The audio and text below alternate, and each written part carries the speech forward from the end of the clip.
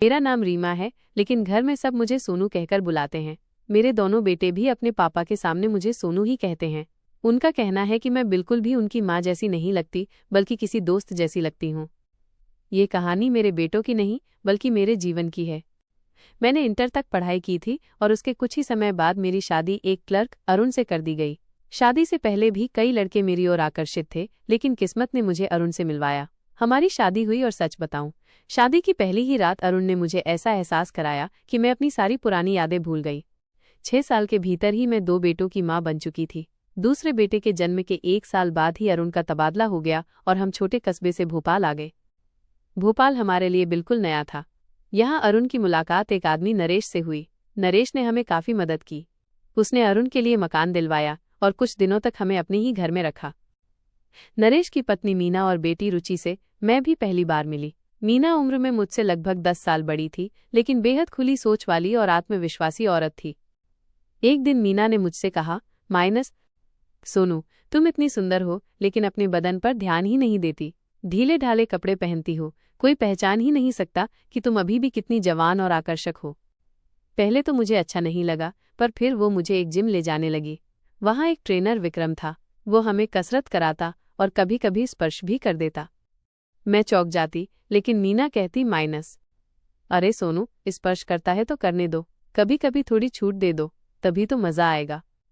देखो ना, कितना ताकतवर है। हमारे अरुण जैसे लोग तो अब ऑफिस और जिम्मेदारियों में उलझ गए हैं, लेकिन ऐसे जवान आदमी हमें फिर से जीना सिखा सकते हैं। मीना की बातें मुझे अंदर तक हिला देती, पर मैंने कभी उसे रोका नहीं। धीरे धीरे मुझे भी महसूस हुआ कि मेरे भीतर फिर से एक नई ऊर्जा जाग रही है। विक्रम ने कभी भी खुलकर कुछ कहा नहीं, बस कसरत के बहाने छूता रहा। पर उसी दौरान मैंने नोटिस किया कि नरेश का मेरे घर आना जाना बढ़ने लगा। वो बच्चों के लिए तोहफे लाता, मुझे छोटे छोटे गिफ्ट देता। एक बार मीना ने हंसते हुए कहा, सोनू, नरेश पर ज्यादा भरोसा मत करना। वो अपने काम के लिए कई बार मुझे दूसरों के पास भेज चुका है। वो बहुत चालाक आदमी है। मीना की बात सुनकर मैं चुप रह गई। होली के दिन नरेश भी आया। उसने मुझे बस गालों पर रंग लगाया, लेकिन रुचि उसकी बेटी अरुण पर रंग लगाते हुए कुछ ज्यादा ही घुल मिल गई। मैं ये सब देख रही थी, लेकिन कुछ कह न सकी। रात को अरुण मेरे पास आया और बोला, सोनू, तुम पर अब जो आकर्षण है वो पहले से कहीं ज्यादा है। तुम्हारी जवानी जैसे और खिल उठी है। उसकी बात सुनकर मुझे लगा कि चाहे लोग कुछ भी कहें, पर मैं अपने अरुण के लिए आज भी सबसे खास हूँ।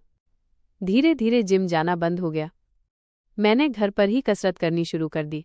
नरेश अब भी कभी कभी आता था, लेकिन मैं उससे दूरी बनाए रखती थी। मीना आज भी मुझे कहती, सोनू, औरत को खुद के लिए जीना चाहिए, दूसरों की नज़रों की परवाह मत कर। मीना की ये बात मेरे दिल को छू गई। मैंने समझ लिया कि मेरी सबसे बड़ी ताकत मेरा आत्मविश्वास और मेरा परिवार है। चाहे कितने भी लोग आएं और जाएं, लेकिन अरुण और मेरे बच्चों के साथ जो रिश्ता है वही मेरी असली पहचान है। तो ये थी आज की कहानी। कहानी कैसी लगी कमेंट में बताएं।